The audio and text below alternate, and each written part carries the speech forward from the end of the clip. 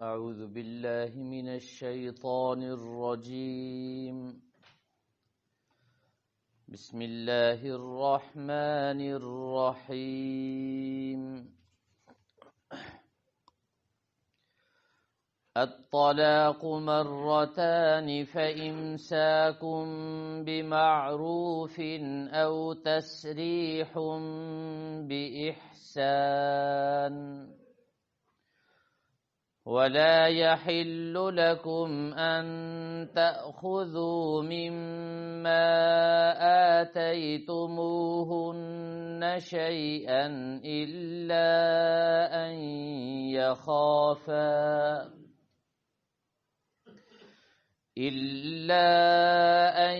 يخافا ألا يقيما حدود الله، فإن خفتم ألا يقيما حدود الله فلا جناح عليهما فيما افتدت به، تلك حدود الله فلا تعتدوها، ومن يتعد حدود الله فأولئك هم الظالمون. فإن طلقها فلا تحل له من بعد حتى تنكح زوجا غيره،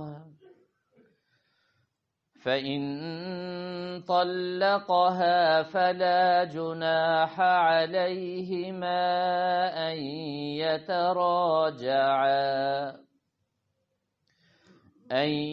يتراجعا إن ظنا أن يقيما حدود الله، وتلك حدود الله يبينها لقوم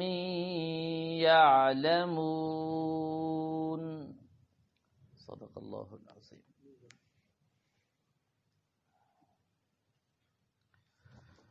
گزشتہ درس میں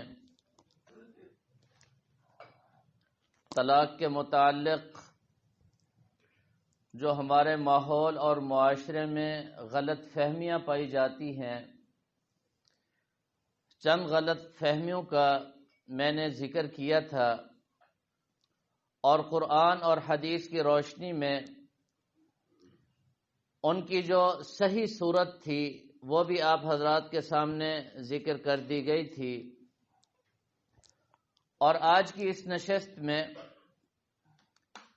طلاق کے متعلق ہمارے معاشرے میں بہت بڑی غلط فہمی جو ہمارے ماحول اور معاشرے میں ڈالی جا رہی ہے اور لوگوں کا ذہن خراب کیا جا رہا ہے، اس بہت بڑی غلط فہمی کا آج میں ذکر کروں گا، اور اس کا قرآن، حدیث اور فقہ کی روشنی میں جو صحیح شرعی حل ہے وہ آپ حضرات کے سامنے میں ذکر کروں گا. آج سب سے بڑی غلط فہمی یہ پائی جا رہی ہے کہ 3 طلاقیں ایک ہوتی ہے. کوئی مرد اگر اپنی بیوی کو 3 طلاقیں دے دے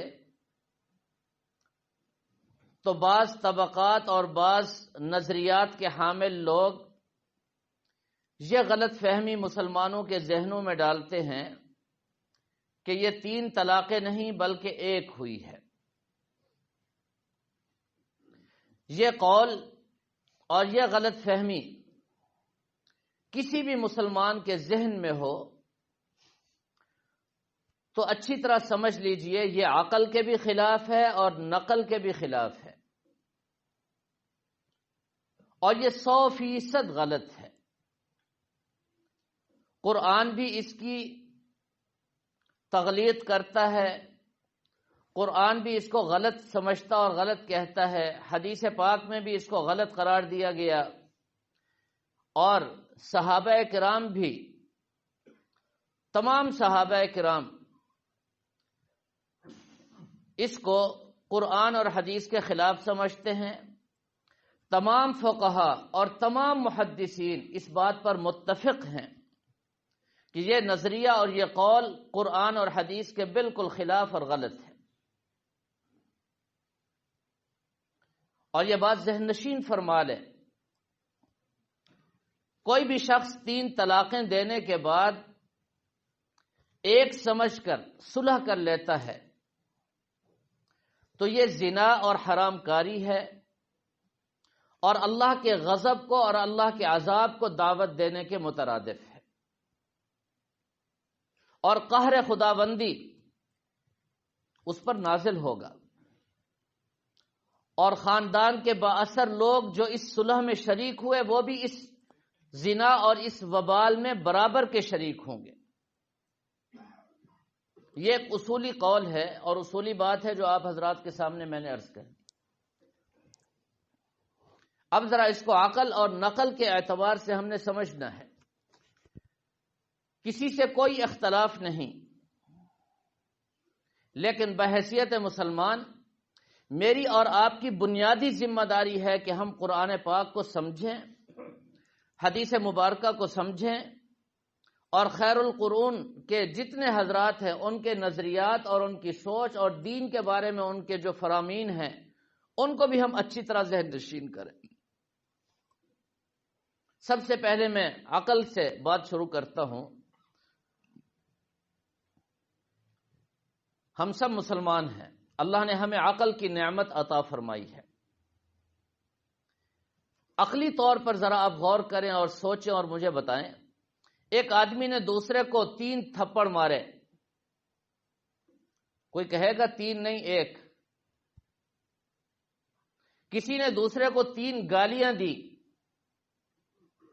کہا جائے گا 3 نہیں 1. قطع نظر قرآن پاک میں کیا ہے، حدیث مبارکہ میں کیا، میں ایک عقل کو سامنے رکھ کر بات کر رہا ہوں.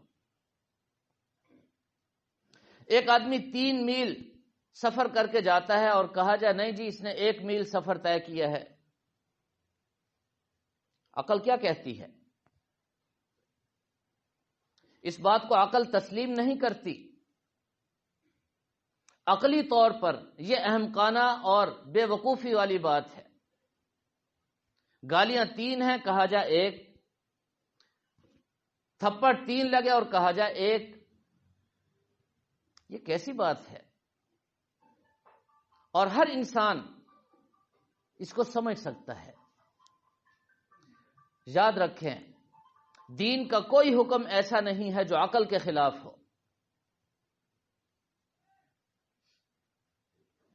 عقل اگر صحیح عقل سلیم ہو تو شریعت کے ایک ایک حکم کی یہ عقل سلیم تائید کرے گی.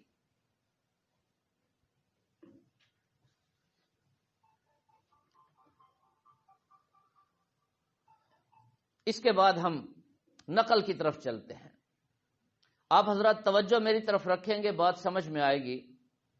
سب سے پہلے اللہ تبارک و تعالی نے جو دین ہمیں عطا فرمایا اس کا بنیادی اور پہلا ماخذ قرآن پاک ہے. اس کے بعد جناب رسول اللہ صلی اللہ تعالی علیہ وسلم کی حدیث مبارکہ ہے. اس کے بعد اجماع ہے، اور اس کے بعد قیاس ہے. یہ 4 چیزیں حجت ہیں. قیاس کسے کہتے ہیں اور اجماع کسے کہتے ہیں؟ قرآن اور حدیث تو آپ سمجھتے ہیں.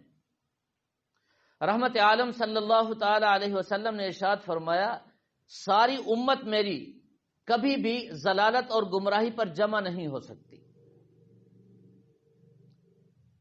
اگر میری ساری امت ایک مسئلے پر جمع ہو جائے تو وہ گمراہی نہیں ہوگی، وہ دین اور حق ہوگا. اور خاص طور پر صحابہ کرام جن کے بارے میں رحمت عالم صلی اللہ علیہ وسلم نے فرمایا اصحابی کالنجوم، میرے صحابہ ستاروں کی مانند ہیں. فَبِأَيِّهِمْ اِقْتَدَيْتُمْ اِهْتَدَيْتُمْ، ان میں سے جس کی بھی تم پیروی کرو گے تم ہدایت پا جاؤ گے.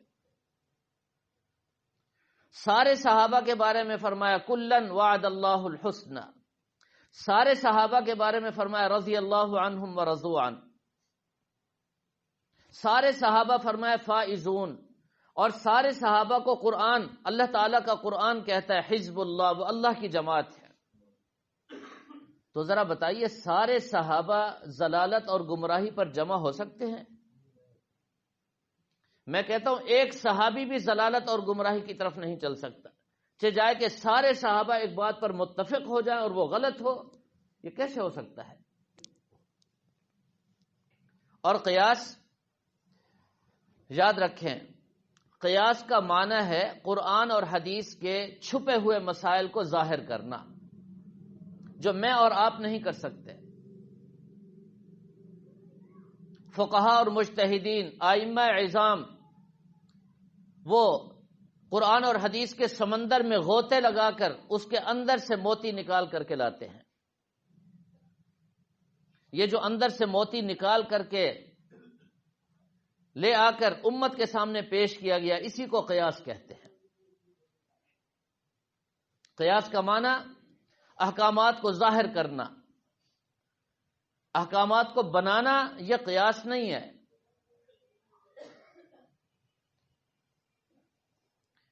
تصویر نہیں بنانی جی، ریکارڈ کر سکتے ہیں آپ حضرات، یہ ذہن میں رہے جی، توجہ چاہیے۔ یہ چار چیزیں ہیں۔ اب ذرا قرآن پاک سے ہم شروع کرتے ہیں بات۔ اللہ تعالیٰ فرماتے ہیں، ذرا الفاظ پر غور کیجئے، الطلاق مرتان، الطلاق مرتان، 2 مرتبہ تک طلاق، یعنی 2 طلاقیں اگر کوئی دے دے، اس کے بعد کیا ہے جی؟ فرمایا فَإِمْسَاكٌ بِمَعْرُوفٍ أَوْ تَسْرِيحٌ بِإِحْسَانٍ، فَإِمْسَاكٌ بِمَعْرُوفٍ أَوْ تَسْرِيحٌ بِإِحْسَانٍ، اگر کسی نے 2 طلاقیں اپنی بیوی کو دے دیں تو 2 طلاقوں تک مرد کو یہ حق حاصل ہے کہ چاہے تو اچھے طریقے سے اس کو اپنے پاس روک لے، او تصریح باحسان، اور اگر اس کو چھوڑنا چاہتا ہے تو احسان کر کے اس کو اپنے سے جدا کر دے۔ بس آپس میں نہیں بنی، کوئی لڑائی جھگڑا تو ہے نہیں، ایمان اور کفر کی بات تو ہے نہیں، کوئی جنگ تو نہیں ہے، موافقت نہیں ہوئی، اور دونوں سمجھتے ہیں کہ ہم ایک ساتھ رہ کر اللہ کے حدود کو قائم نہیں کر سکیں گے، مرد یہ سمجھتا ہے کہ میں اپنی بیوی کے حقوق ادا نہیں کر سکوں گا، تو فرمایا 2 طلاقوں تک تو یہ حق اور گنجائش ہے کہ مرد اگر چاہے تو اپنی بیوی کو واپس اپنے پاس بلا سکتا ہے، اپنے پاس رکھ سکتا ہے، نکاح کلی طور پر ٹوٹا نہیں ہے۔ اور آگے فرمایا فَإِن طَلَّقَهَا، اس کے بعد 1 طلاق بچی تھی، اگر 1 طلاق اور بھی دے دی فَلَا تَحِلُّ لَهُ مِن بَعْدُ حَتَّى تَنكِحَ زَوْجًا غَيْرَهُ، اب فرمایا جب تک حلالہ نہیں ہوگا یہ عورت اس شوہر کے لیے حلال نہیں ہو سکتی، یعنی یہ عورت جائے دوسرے شوہر سے نکاح کرے اور دوسرا شوہر فوت ہو جائے یا اپنی مرضی سے اپنی بیوی کو طلاق دے دے تو عدت گزارنے کے بعد یہ عورت اب پہلے شوہر سے نکاح کر سکتی ہے، اس کے علاوہ کوئی صورت نہیں۔ اب یہاں ذرا غور کریں، قرآن پاک میں 2 طلاقوں کو اکٹھے ذکر کیا، الطلاق مرتان، یہ نہیں فرمایا الطلاق مرتن، طلاق 1 ہے، یہ نہیں فرمایا۔ پوری توجہ میری طرف رکھیں گے، کیا فرمایا؟ الطلاق مرتان، 2 طلاقیں، یعنی اللہ تعالیٰ یہ بتانا چاہتے ہیں کہ 2 طلاقیں جب آپ دیں تو 2 طلاقوں تک آپ کو یہ حق حاصل ہے اور یہ اختیار حاصل ہے کہ بغیر دوبارہ نکاح کے اور بغیر کسی اور معاملے کے عدت کے اندر آپ رجوع کر سکتے ہیں، زبان سے یا عمل سے اس کو آپ اپنی بیوی بنا کر رکھ سکتے ہیں۔ اور اگر 3 طلاقیں دے دی تو پھر کوئی گنجائش نہیں ہے۔ اب اس میں ہے کوئی ابہام، کوئی اشکال؟ سیدھی اور صاف صاف قرآن پاک کی آیت ہے، صرف ترجمہ دیکھ لیا جائے تو یہ بات سمجھ میں آ جاتی ہے۔ لیکن 1400 سال سے جب سے یہ قرآن پاک نازل ہوا، تمام مفسرین، ایک مفسر بھی ایسا نہیں جس نے یہ بات نہ لکھی ہو جو میں عرض کر رہا ہوں۔ کسی عربی مفسر کو آپ اٹھا لیں، آج سے 100 سال پہلے، 200 سال پہلے، 400 سال پہلے، 800 سال پہلے، 1000 سال پہلے، 12 اور 1300 سال پہلے کا مفسر آپ اٹھائیں، سب نے لکھا فَإِن طَلَّقَهَا أَيْ سَلَاسًا، یہ الفاظ فَإِن طَلَّقَهَا قرآن کی آیت ہے، أَيْ سَلَاسًا یہ تفسیر ہے قرآن کی، سارے مفسرین نے یہ لفظ لکھا ہے، کسی مفسر نے یہ لفظ چھوڑا نہیں ہے۔ فَإِن طَلَّقَهَا أَيْ سَلَاسًا، مرد نے بیوی کو طلاق دی یعنی تین طلاقیں دے دی، فلا تحل له من بعد حتى تنكح زوجا غيره، فرمایا کہ اب حلالہ کے بغیر یہ عورت اس شوہر کے لیے حلال نہیں ہو سکتی۔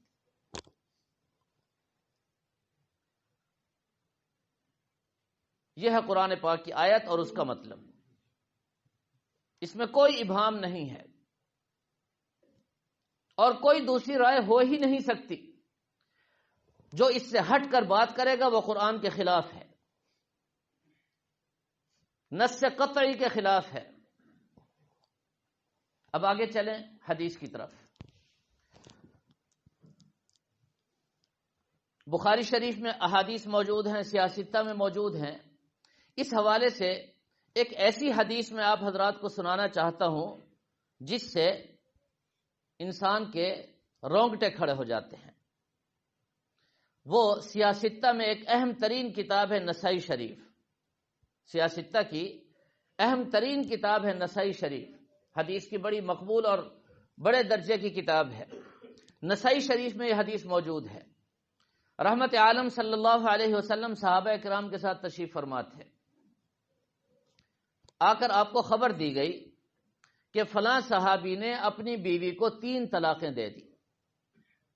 الفاظ پر غور کیجئے، فلاں صحابی نے اپنی بیوی کو 3 طلاقیں اکٹھے دے دی ہیں۔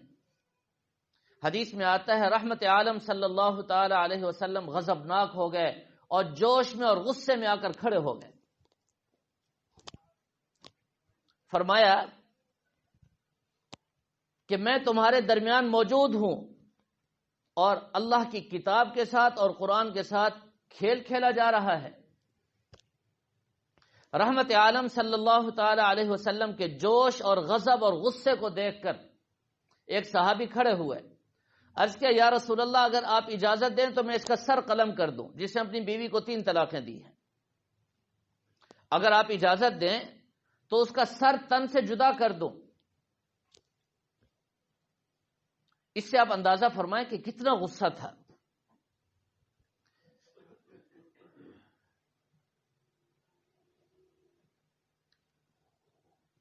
رحمت عالم صلی اللہ علیہ وسلم یوں فرما دیتے کوئی بات نہیں، یہ 3 نہیں 1 ہے، اور 1 طلاق پر غصہ نہیں ہے، یاد رکھیں۔ کیوں؟ اس لیے کہ 1 کے بعد رجوع ہے، نکاح نہیں ٹوٹا، 2 کے بعد بھی نکاح نہیں ٹوٹا۔ قرآن بھی کہتا ہے اگر 1 یا 2 طلاقیں ہوں تو پھر کوئی غصے کی بات نہیں ہے، کوئی گھر تو نہیں ٹوٹا نا، کچھ بھی نہیں ہوا۔ لیکن جب 3 طلاقیں ہو جائیں تو یہ 3 طلاقیں مغلظہ ہیں۔ اللہ کے نبی صلی اللہ علیہ وسلم غضبناک ہو رہے ہیں، غصے ہو رہے ہیں۔ کیوں؟ اس لیے کہ 1 یا 2 نہیں تھیں۔ اللہ کے نبی نے یہ نہیں فرمایا کہ 3 طلاقیں دینے سے 1 ہوتی ہے، 3 کو 3 سمجھا، اس لیے تو غضبناک ہوئے۔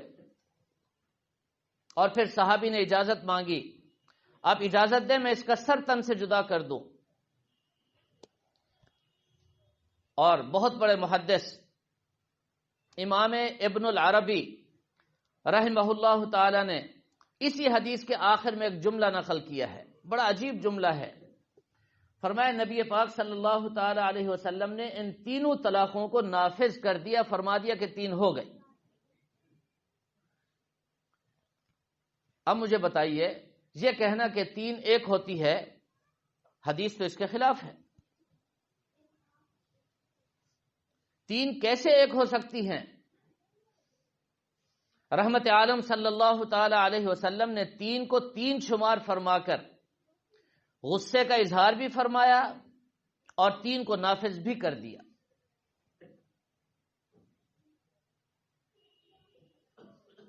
اور دوسری حدیث جو موطا امام مالک میں ہے۔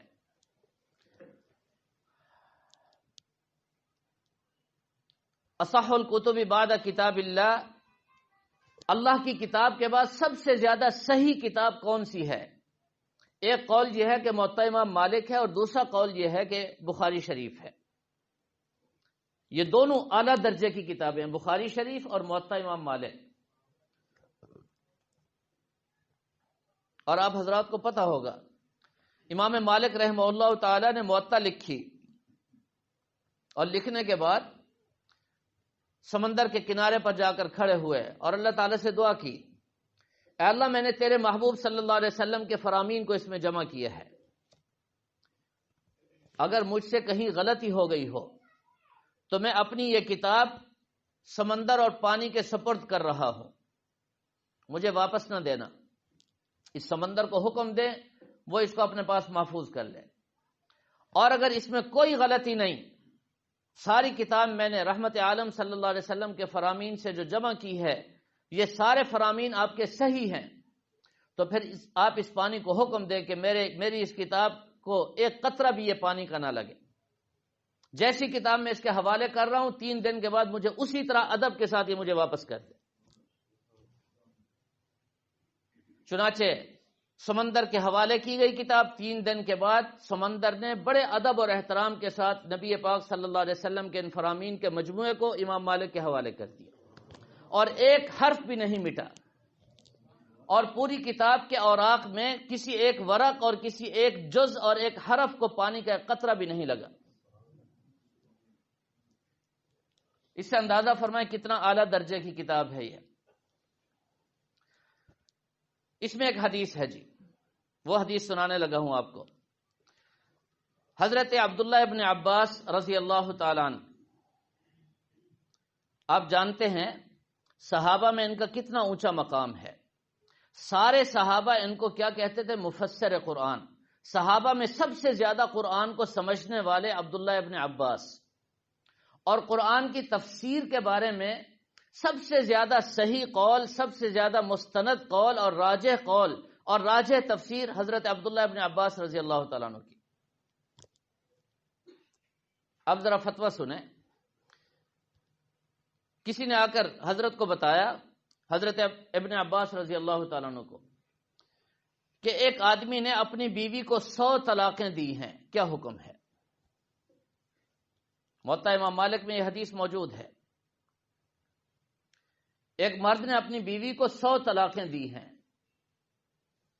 حضرت عبداللہ ابن عباس رضی اللہ تعالیٰ نے فرمایا 3 طلاقیں اس پر واقع ہو گئی ہیں، بیوی پر 3 طلاقیں، اور باقی 97 طلاقوں سے اللہ کے ساتھ مذاق اور اللہ کے حکم کے ساتھ مذاق کیا گیا ہے۔ یہ حکم دیا حضرت عبداللہ ابن عباس نے، 3 طلاقیں ہو گئیں اور باقی 97 طلاقوں سے اللہ کے ساتھ کھیل کھیلا گیا ہے۔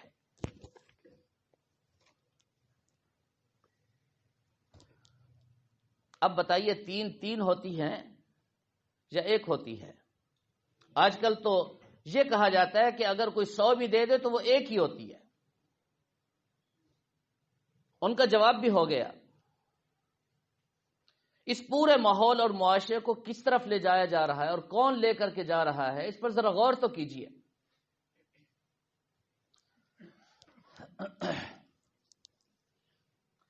اب قرآن کا فیصلہ بھی آپ نے سمجھ لیا، حدیث کا فیصلہ بھی آپ نے سمجھ لیا، اور حضرت عبداللہ ابن عباس رضی اللہ تعالیٰ عنہ کی حدیث جو امام المفسرین ہیں، رحمت عالم صلی اللہ علیہ وسلم نے ابن عباس کو خصوصی دعا دی تھی قرآن سمجھنے کی۔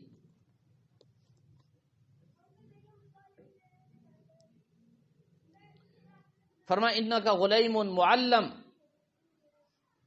ابن عباس چھوٹا سا بچہ ہے لیکن یہ قرآن کو سب سے زیادہ سمجھنے والا ہے۔ واقعات تو بہت ہیں، ایک واقعہ یاد آ رہا ہے، مختصراً عرض کرتا ہوں۔ حضرت عبداللہ ابن عباس کو حضرت عمر فاروق اپنے مشورے میں بلاتے تھے،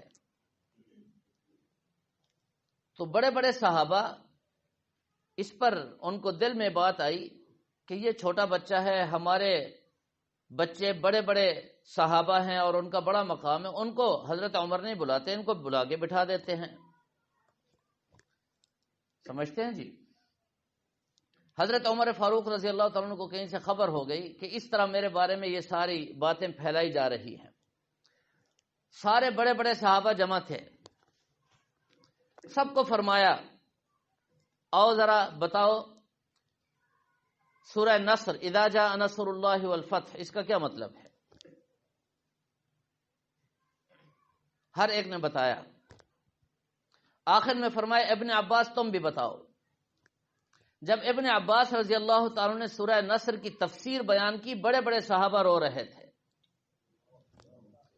اور سب نے سر جھکا کر کہا عمر تم نے صحیح فیصلہ کیا، واقعی ابن عباس اس لائق ہیں، جو قرآن کو سب سے زیادہ سمجھنے والے ہیں، وہ اس لائق ہیں کہ وہ آپ کی مجلس میں بیٹھیں اور آپ ان سے مشورہ لیں.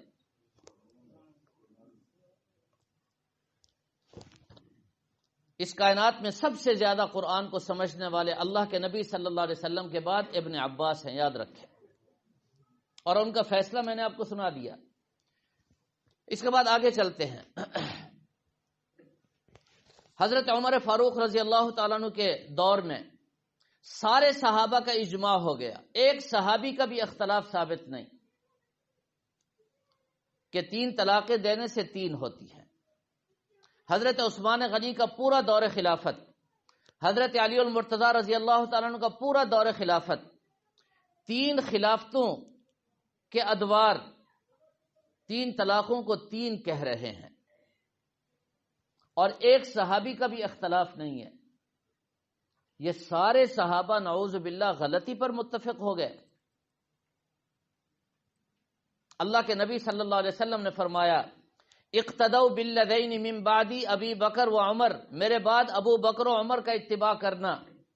اللہ کے نبی صلی اللہ علیہ وسلم نے فرمایا علیکم بسنتی و سنت الخلفاء الراشدین، میری سنت کو اور میرے خلفاء راشدین، ان 4 خلفاء کی سنت کو مضبوطی سے تھام لینا. اللہ کے نبی صلی اللہ علیہ وسلم کو پتہ نہیں تھا کہ میرے بعد یہ خلفاء راشدین نعوذ باللہ غلط باتیں کریں گے. ایک صاحب میرے پاس آئے تو میں نے ان کو کہا حضرت عمر کا یہ فیصلہ ہے، نعوذ باللہ اللہ کے گھر میں بیٹھا ہوں. اس نے کہا حضرت عمر نے غلط سمجھا اور غلط کہا ہے. میں نے کہا اگر حضرت عمر غلط ہیں تو پھر تمہارا باپ ٹھیک ہوگا. مجھے غصہ آ گیا. اگر حضرت عمر نے حدیث کو نہیں سمجھا تو تمہارا باپ سمجھے گا. کتنی بڑی گستاخی ہے.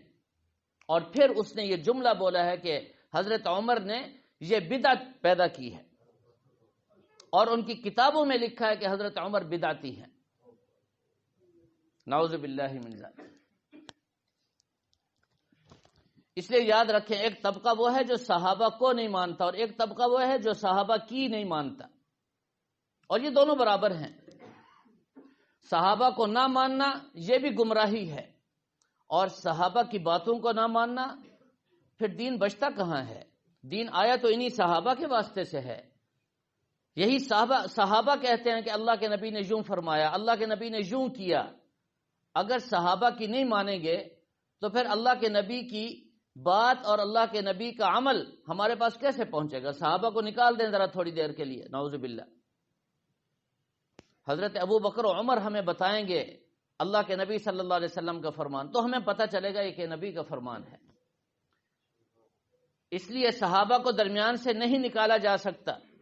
یہ پورا دین مضبوط اور محفوظ رہے گا تب جب ہم صحابہ کی مانیں گے اور صحابہ کے دروازے پر جائیں گے. صحابہ کرام کے ذریعے سے یہ دین پہنچا ہے ہم تک. لہذا یہ بات ذہن نشین فرما لیں، سارے صحابہ کا اتفاق ہے 3 طلاقیں دینے سے 3 ہوتی ہیں، 1 نہیں ہوتی. کتنی بڑی غلط فہمی پھیلائی گئی اور آج ذہنوں کو خراب کر دیا گیا کہ 3 طلاقیں 1 ہوتی ہیں. آگے چلیں. ائمہ فقہا، امام اعظم ابو حنیفہ رحمہ اللہ تعالی، امام مالک رحمہ اللہ تعالی، امام شافعی رحمہ اللہ تعالی اور امام احمد ابن حنبل، یہ 4 امام بڑے بڑے امام ہیں. ان میں امام ابو حنیفہ رحمہ اللہ تعالی وہ امام ہیں جنہوں نے 21 یا 18 یا 19 صحابہ کرام سے علم حاصل کیا ہے۔ امام ابو حنیفہ نے صحابہ کی زیارت کی ہے اور صحابہ سے علم حاصل کیا ہے۔ اور پھر رحمت عالم صلی اللہ تعالی علیہ وسلم نے فرمایا لو کان الدین یا لو کان العلم بالثریا لنالہ من ابناء فارس، فرمایا میری امت میں فارس کے بیٹوں میں ایک بیٹا ایسا آئے گا، اگر میرا دین اور میرا علم ثریا ستارے پر بھی پہنچ جائے تو وہاں سے لے کر میری امت تک پہنچائے گا۔ اب احادیث کی کتابیں اٹھائیں اور محدثین کے اقوال کو دیکھیں۔ محدثین فرماتے ہیں اس بات پر اتفاق ہے کہ یہ حدیث امام ابو حنیفہ رحمہ اللہ تعالیٰ کی شان میں نبی پاک صلی اللہ علیہ وسلم نے ارشاد فرمائی ہے۔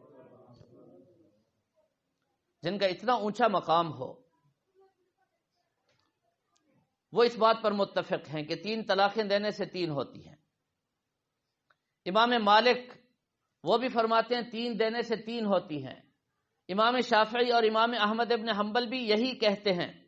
تمام محدثین امام بخاری سے لے کر امام مسلم، امام نسائی، امام ترمذی، امام ابن ماجہ، امام نسائی، کوئی امام بھی ایسا نہیں ہے جو یہ کہے کہ 3 دینے سے 1 ہوتی ہے۔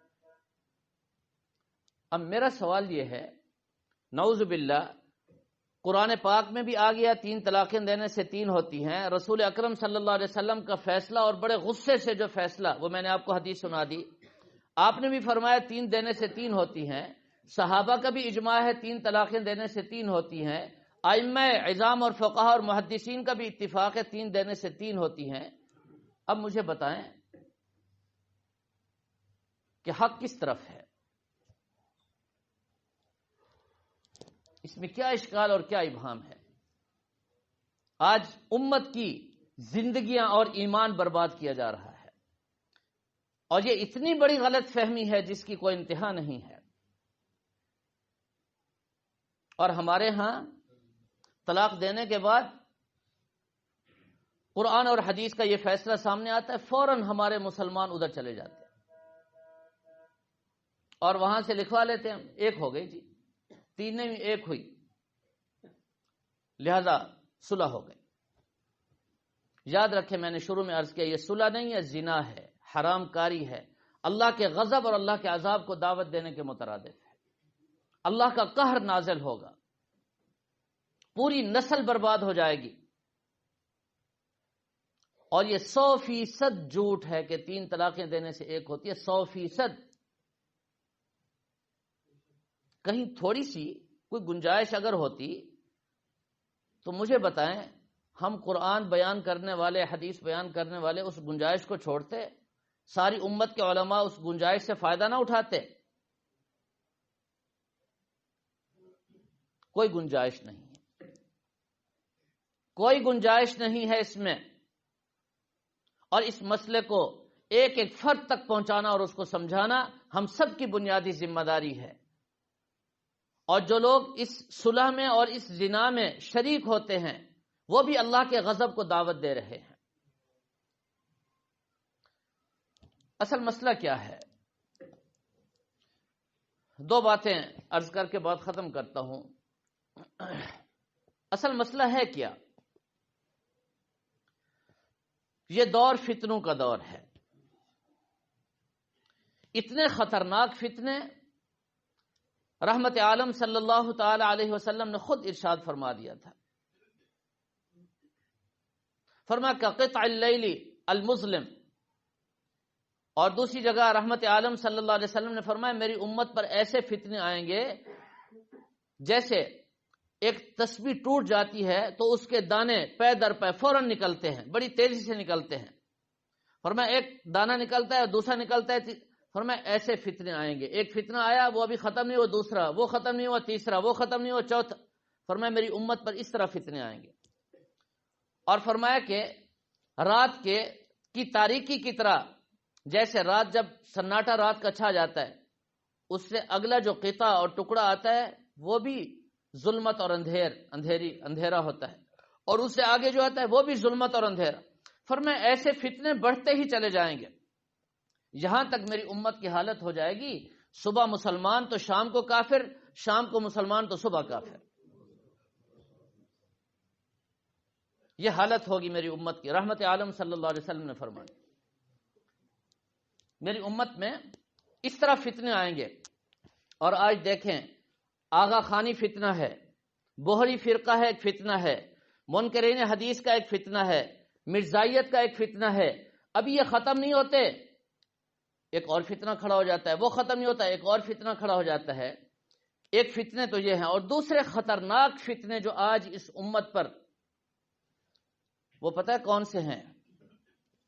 Doctor, engineer, professor, general, colonel, خود سے قرآن کو سمجھا اور ترجمے دیکھ دیکھ کر جناب انہوں نے قرآن کھول کر قرآن کی تفسیر بیان کرنا شروع کر دی, اور وہ مفسر بن کے بیٹھ گیا. یہ اس دور کا سب سے بڑا اور خطرناک ترین فتنہ ہے. جن کو قرآن پاک کے الفاظ پڑھنا نہیں آتے, تلفظ ان کا صحیح نہیں ہے, اور حدیث کی عبارت تک نہیں جانتے, اردو ترجمے دیکھ دیکھ کر دو باتیں جو ان کے ذہن میں آئیں تو انہوں نے دعویٰ کر دیا کہ ہم سے بڑا مفسر کوئی نہیں اور ہم سے بڑا رہنما کوئی نہیں, اور جناب کتاب کھول کے بیٹھ گئے, قرآن کی تفسیر بیان ہو رہی ہے اور حدیث بیان ہو رہی ہے, اور آگے جاہلین کا مجمع بیٹھا ہوا ہے, وہ کہتے ہیں واہ واہ بھئی تم نے کہاں قرآن پڑھا ہے, تمہیں کیا پتا قرآن کیا ہوتا ہے. جناب وہ بیٹھ گئے, اب قرآن کی تفسیر بیان ہو رہی ہے اور حدیث کے مفہوم بیان ہو رہے ہیں. اور یاد رکھیں وہ انجینئر, وہ پروفیسر, وہ ڈاکٹر, وہ جنرل فوج کے ریٹائر, جب وہ گھر کے نہیں رہتے, گھر والے جب ادھر والے ریٹائر کرتے نا, ادھر والے بھی ریٹائر کر دیتے, اب کسی کھاتے کے نہیں. اب وہ آگے جی قرآن کو اٹھا لیا اور 2 دن کے بعد اپنی مصروفیت بنا لی, اس کے آگے کچھ بھی نہیں. یہ سب سے خطرناک اور بدترین فتنہ ہے اس امت کا. کیسے؟ اس کو ذرا سمجھیں جی. قرآن پاک میں اللہ تعالیٰ فرماتے ہیں کہ ہم نے قرآن پاک نازل کیا, انہ لتنزیل رب العالمین. کس نے نازل کیا؟ اللہ نے. کس پر نازل کیا؟ رحمت عالم صلی اللہ تعالی علیہ وسلم کے کس حصے پر نازل کیا؟ علی قلبک. قرآن کہتا ہے رحمت عالم صلی اللہ علیہ وسلم کے قلب اطہر پر ہم نے اس کو نازل کیا. اور ایک حدیث میں رحمت عالم صلی اللہ علیہ وسلم کا دل مبارک جب نکال کر اور ایک تشت پر رکھ کر آب زمزم سے جب اس کو دھویا گیا, تو وہاں محدثین لکھتے ہیں کہ اللہ تعالی نے اس دل کو قرآن پاک, پورے قرآن پاک کے ساتھ ملا کر اور اس میں زمزم ڈال کر اس کو ایسے گوندا جیسے آٹا گوندا جاتا ہے, اور آپ کے قلب اطہر میں قرآن ایسے ہو گیا جیسے آٹا اور پانی آپس میں مل جاتے ہیں اور اس کے بعد ان کو جدا نہیں کیا جا سکتا, گوند دیا جاتا ہے ایک جز دوسرے جز کے ساتھ, کوئی پتہ نہیں چلتا کون سا جز. فرمایا بالکل ایسے رحمت عالم صلی اللہ علیہ وسلم کے قلب اطہر کو نکال کر قرآن پاک کو اس کے ساتھ گوند دیا گیا. تو یہ قرآن پاک کہاں نازل ہوا؟ قلب اطہر پر. یہ قرآن کہتا ہے. اچھا آگے دیکھیں سورہ عنکبوت, قرآن کہتا ہے بل هو آیات بینات فی صدور الذین اوتوا العلم. یہ جو آیات بینات ہیں, قرآن پاک کی آیات ہیں, یہ ہم نے اہل علم کے سینوں میں رکھی ہیں. آیات بینات فی صدور الذین, صدور صدر کی جمع ہے, سینہ, ہم نے ان کو سینوں میں رکھا ہے. یہ ہماری آیات پیغمبر کے سینے میں, اور پیغمبر کے سینے سے یہ جائیں گی صحابہ کے سینوں میں. جب صحابہ کا سینہ میرے پیغمبر کے سینے کے سامنے آئے گا, سینے سے یہ سینے میں منتقل ہوں گی. قرآن سینے سے سینے میں منتقل ہوا. اور آگے فرمایا بل ہوا آیات بینات فی صدور الذین اوتوا العلم. فرمایا کہ اہل علم کے سینوں میں ہم نے قرآن پاک اور آیات کو منتقل کیا, اور یہ سینہ در سینہ میری امت تک, رحمت عالم صلی اللہ علیہ وسلم کی امت تک پہنچیں گے. اللہ تعالی نے قرآن پاک اور یہ آیات خالی نہیں دی, معلم قرآن کے دل پر اتار کر قرآن پاک کا معلم بھی اس امت کو ساتھ دیا. فرمایا کہ اس معلم سے سیکھو, لتبین للناس, اپنے محبوب کو فرمایا کہ آپ ان کو بیان کریں، سمجھائیں، بتائیں قرآن کیا کہتا ہے۔ رحمت عالم صلی اللہ علیہ وسلم نے اس کو بیان کیا، صحابہ نے سمجھا، صحابہ نے بیان کیا، تابعین نے اپنا سینہ صحابہ کے سینے کے سامنے سیدھ میں کیا، ان کو سمجھ میں آئی بات۔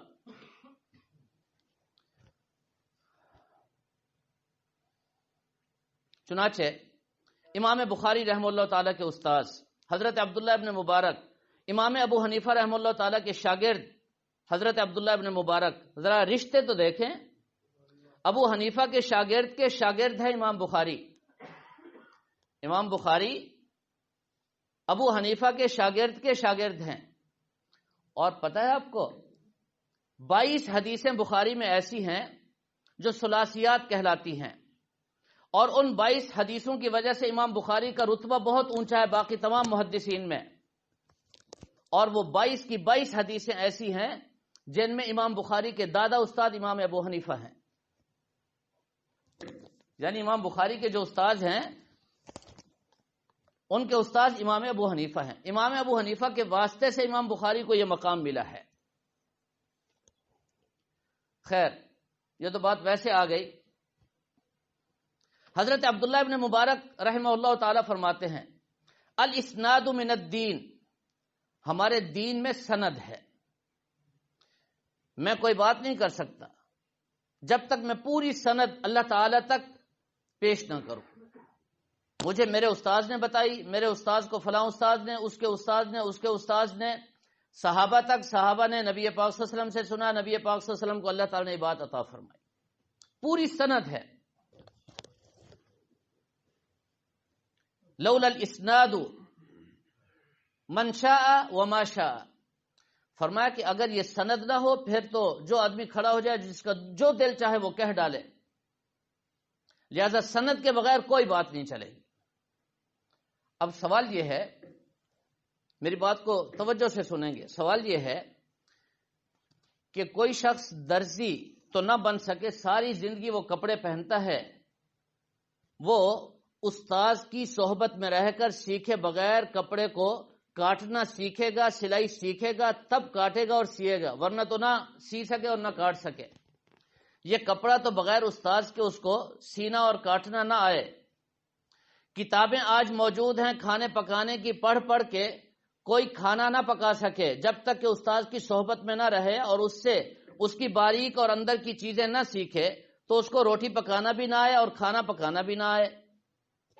ایسے ہے نا جی، آج طب کی کتابیں موجود ہیں، ماہر ڈاکٹروں کی لکھی ہوئی کتابیں، اور ماہر سے ماہر تر لوگ موجود ہیں جو ان کا مطالعہ کر سکتے ہیں، پڑھ سکتے ہیں، سمجھ بھی سکتے ہیں۔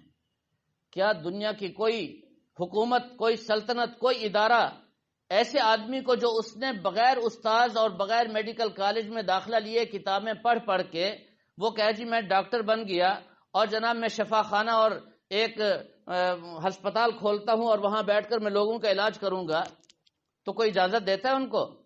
کیا کہتے ہیں؟ بھئی تمہارے علاج کرنے سے قبرستان آباد ہوں گے، خبردار۔ اس پر تو روک ہے۔ چھاپے پڑتے ہیں، یہ جعلی ڈسپینسر ہیں جی، یہ جعلی ڈاکٹر ہیں جی، ایسا ہے کہ نہیں ہے؟ لیکن یہ اللہ کا کلام اور اللہ کی کتاب ایسی لاوارث ہے، جو بھی پروفیسر، جو بھی انجینئر اٹھتا ہے اس کو کھول کے بیٹھ جاتا ہے، کوئی اس سے پوچھنے والا نہیں کہ تم نے اس کو پڑھا کس سے، کس سے تم نے سمجھا،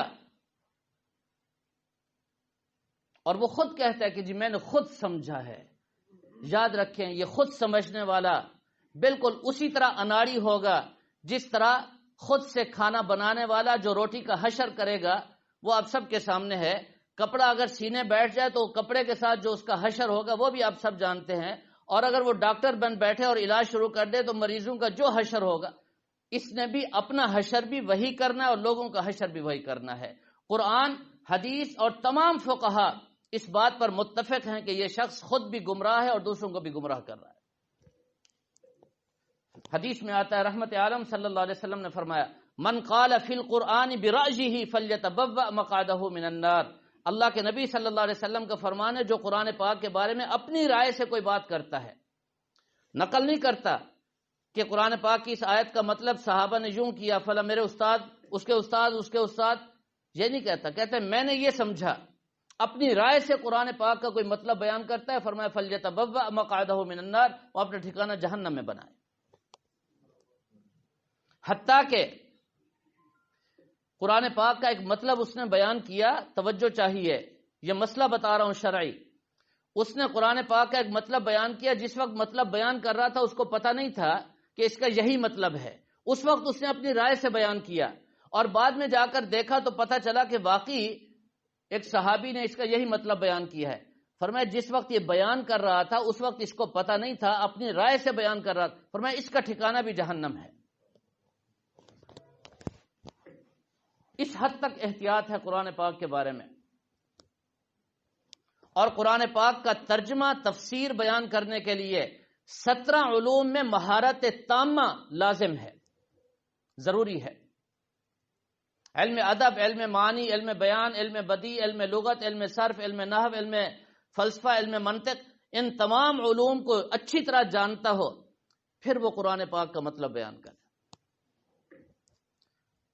آج اس امت پر سب سے بڑا فتنہ یہی ہے کہ ایک ڈاکٹر کھڑا ہو جاتا ہے، انجینئر کھڑا ہو جاتا ہے جو لفظ تک نہیں پڑھ سکتا حدیث کے، اور ایسے ایسے واقعات میرے سامنے لائے گئے، کتاب کھولی ہوئی ہے، لوگوں کو بھی دکھا رہے ہیں، لیکن جو حدیث پڑھی جا رہی ہے اس کا ترجمہ 100% جھوٹ اور غلط بیان. اور آگے جو بیٹھے ہوئے ہیں وہ بھی پاگل ہیں، جاہل ہیں، کوئی بھی پتہ نہیں کیا ہو رہا ہے جی.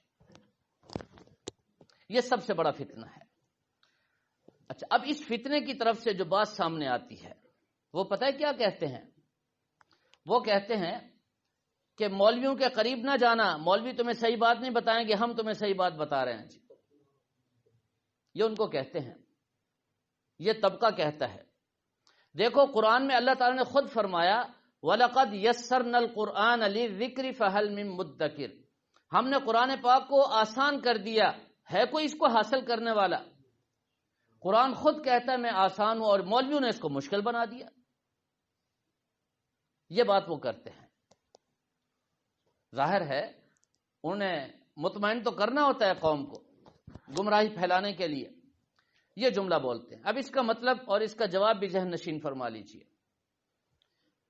یہ بات چل پڑی ہے، بڑی اہم ہے، اس لیے عرض کر رہا ہوں، توجہ چاہیے. قرآن پاک میں 2 قسم کے مضامین ہیں. پورے قرآن پاک میں 2 قسم کے مضامین ہیں. ایک مضامین وہ ہیں جن کا تعلق واعظ و نصیحت سے ہے، قبر آخرت سے متعلق ہیں، سابقہ امتوں کے حالات ہیں، واقعات ہیں، اور وہ نصیحت کے لیے ہیں، واعظ کے لیے ہیں. فرمایا کہ وَلَقَدْ يَسَّرْنَا الْقُرْآنَ، ہم نے قرآن کو آسان کر دیا. آگے کیا فرمایا؟ لِلذِّكْرِ، ذکر کا معنی کیا ہے جی؟ نصیحت، واعظ و نصیحت کا جو قرآن پاک کا حصہ ہے تو وہ تو بالکل آسان ہے، ہر شخص سمجھ سکتا ہے. قبر کی آیات کو دیکھیں، آخرت کی آیات کو دیکھیں، اور سابقہ امتوں کے واقعات اور حالات کو دیکھیں. اللہ تعالیٰ نے قرآن، یہ تو بالکل آسان. اور دوسرا حصہ وہ احکامات سے متعلق ہے، شرعی قوانین سے متعلق ہے. اس کے بارے میں اللہ تعالیٰ فرماتے ہیں وَلَقَدْ ضَرَبْنَا لِلنَّاسِ فِي هَذَا الْقُرْآنِ مِنْ كُلِّ مَثَلٍ وَلَئِنْ جِئْتَهُمْ بِآيَةٍ لَّيَقُولَنَّ الَّذِينَ كَفَرُوا إِنْ أَنْتُمْ إِلَّا مُبْطِلُونَ. اور آگے فرمایا وَمَا يَضْرِبُهَا إِلَّا الْعَالِمُونَ وَلَقَدْ ضَرَبْنَا لِلنَّاسِ فِي هَذَا الْقُرْآنِ مِنْ كُلِّ مَثَلٍ. یہ قرآن پاک کی آیت ہے. ہم نے قرآن پاک کو نازل کیا اور اس میں ہم نے احکامات بیان کیے. وَمَا يَعْقِلُهَا إِلَّا الْعَالِمُونَ، اس کو نہیں سمجھ سکتا کوئی إِلَّا الْعَالِمُونَ، سوائے عالم اور علماء کے. قرآن کہتا ہے وَمَا يَعْقِلُهَا، اس کو نہیں سمجھ سکتا، عقل میں کسی کی یہ بات نہیں آ سکتی، إِلَّا الْعَالِمُونَ، سوائے علماء کے. اب جو قرآن پاک کا اصل مقصود ہے، احکامات کا حصہ ہے، شرعی قوانین کا ایک بہت بڑا وسیع نظام ہے، فرمایا کہ اس کے لیے علماء کے دروازے پر جانا پڑے گا. اور علماء کون ہیں؟ علماء وہی ہیں جن کے پاس سند ہے، وہ اپنی ذات سے لے کر نبی پاک صلی اللہ علیہ وسلم تک سینہ بسینہ اس علم کو حاصل کرتے آئے، اور علم کو حاصل کرنے کے بعد وہ آگے امت تک پہنچا رہے ہیں۔ یہ ہے وہ طبقہ جس سے قرآن پاک کو سمجھنا ہے۔ تو میرے محترم دوستو، آج کل سب سے بڑا فتنہ جس سے ہمیں واسطہ پڑا ہوا ہے وہ اس امت کا ڈاکٹر، اس امت کا انجینئر، اس امت کا پروفیسر اور اس امت کا جرنل اور کرنل، جو خود بھی جاہل اپنے فن میں بڑا ماہر ہوگا وہ، لیکن قرآن پاک کے حوالے سے جاہل ہے، ساری زندگی اس کی کہیں اور گزری۔ اب بڑھاپے میں جب عقل، وہ کیا کہتے ہیں، ریٹائر ہونے کے بعد ختم ہو جاتا ہے نا بندہ، کسی کام کا نہیں رہتا، وہ محکمے والے بھی سمجھدار ہیں نا، ایسے تھوڑی نکالتے ہیں۔ جب وہ عقل ساری جواب دے گئی تو اب قرآن کو اٹھا کے بیٹھ گئے، اور دو باتیں سمجھ میں آئیں، ظاہر ہے قرآن میں سکون اور مزہ تو ہے، تو وہ سمجھتے ہیں شاید، وہ آپ نے سنا ہوگا نا، مسجد میں آیا تھا، اب نکلتا نہیں تھا، کیوں جی؟ کہ جی میں نماز پڑھی ہوئی ہے، پھر کہا جی اب وہی آئے گی، وہی کا انتظار کر رہا ہوں، نماز جو پڑھ لی میں نے ایک نماز پڑھی، وہی کا انتظار شروع ہو گیا۔ وہ 2 دن قرآن پڑھا، سمجھ گئے ہم مفسر قرآن بن گئے۔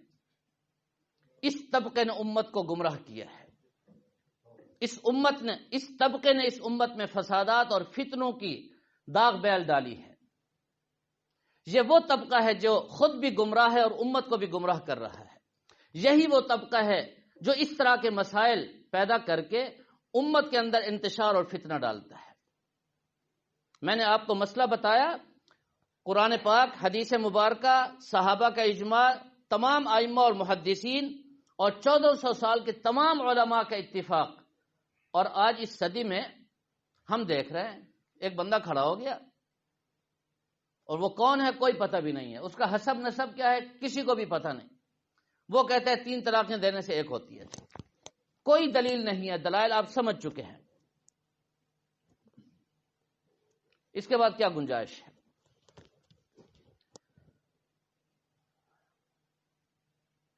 لہذا 2 درخواستیں آپ حضرات سے ہیں آج۔ ایک درخواست تو یہ ہے کہ اس پوری امت کو ان ڈاکٹروں سے، ان انجینئروں سے، پروفیسروں سے بچائیں جی، اور ہم فیصلہ کریں، خود فیصلہ کریں۔ میں آپ سے پوچھتا ہوں، میرا یا آپ کا کسی کا بچہ بیمار ہو جائے، ہم ماہر سے ماہر ڈاکٹر کے پاس جائیں گے جو اپنے فن میں ماہر ہو، ایسا ہے کہ نہیں؟ ہم نے اپنے بچے کو انگریزی تعلیم دینی ہے، ماہر پروفیسر کا انتخاب کریں گے، ریاضی کے لیے جو ریاضی کا ماہر ہو اس کا انتخاب کریں گے، ایسا ہوگا نا؟ یا جس کے بھی ہتھے چڑھ جائیں ٹھیک ہے۔ اچھا، اگلی بات سنیں، میں آپ سے پوچھتا ہوں، مجھے ذرا جواب دیجئے سوچ کر۔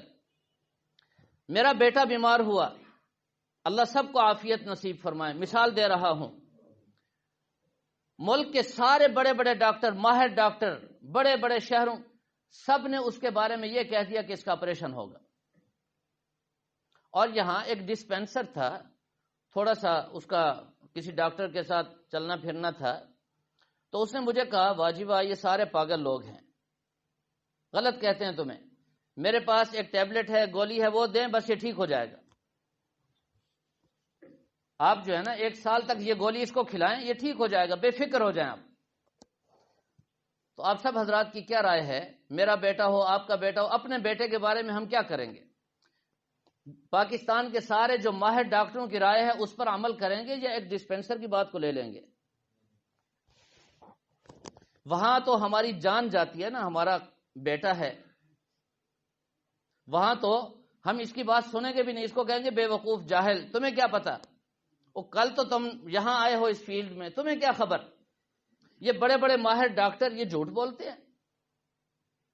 بالکل اسی طرح میں آپ حضرات سے عرض کر رہا ہوں، جن کی ساری زندگیاں کھپی ہوئی ہیں قرآن اور حدیث میں، اور ان کے مقابلے میں یہ ڈسپینسر 2 دن ہوئے قرآن اٹھا کے بیٹھے، اور جناب 2-4 انگریزی کے جملے بول کر، ہماری اس قوم کی بھی بڑی مجبوری ہے، جہاں انگریزی سنتے ہیں نا بس ختم ہو جاتے ہیں، واہ کہتے ہیں یہ ہے اصل چیز۔ اگر کوئی مولوی صاحب بھی انگریزی بول لے تو فدا ہو جاتے ہیں، بس یہ ہے نا اصل۔ اللہ کے بندے، انگریزی ایک الگ چیز ہے، تو اس امت میں یہ سب سے بڑا المیہ ہے. فتنوں کے بارے میں تفصیل بتا چکا ہوں. سب سے بڑا فتنہ اس وقت یہ ہے، ایسے انجینئروں کو سننا چھوڑ دیں اور ایسے ڈاکٹر. اب دل چاہ رہا ہے ایک ڈاکٹر کا نام لے لوں، فرحت ہاشمی. اس نے پورے ملک میں تباہی مچا دی ہے. بڑی بڑی بیگمات فوج کی اور جناب بڑے بڑے ملازمین عہدے، ان کی بیگمات کو پکڑا اور ان کے ذہنوں کو خراب کر دیا اور ایسی گمراہی پھیلا دی. اب اس وقت صورتحال یہ ہے کہ وہ سارا طبقہ منکر حدیث بن چکا ہے، نبی پاک صلی اللہ علیہ وسلم کا گستاخ بن چکا ہے. قرآن کی تفسیر کے نام پر ادارہ شروع ہوا اور کام شروع ہوا. لہذا میں آپ حضرات کو کہتا ہوں، یہ ڈاکٹر، یہ انجینئر، یہ پروفیسر اور ہر وہ طبقہ جس نے 2-4 دن قرآن کو اٹھایا اور پڑھا اور قرآن کی تفسیر شروع کر دی، ان سے بچیں، امت کو بچائیں. راحت امن اور سلامتی اسی میں ہے، عافیت اسی میں ہے، ایمان کی حفاظت اسی میں ہے. قرآن اور حدیث کے جو صحیح مسائل ہیں وہ اہل علم علماء سے پوچھیں اور اس پر عمل کریں. تو آج کا ہمارا جو موضوع تھا وہ طلاق کے متعلق سب سے بڑی غلط فہمی کہ 3 طلاقیں ایک ہوتی ہے، یہ بہت بڑی غلط فہمی ہے. اس کا میں نے قرآن و سنت کی روشنی میں صحیح حل آپ کو بتا دیا. اللہ تعالی ہم سب کو سمجھنے اور عمل کرنے کی توفیق عطا فرمائے.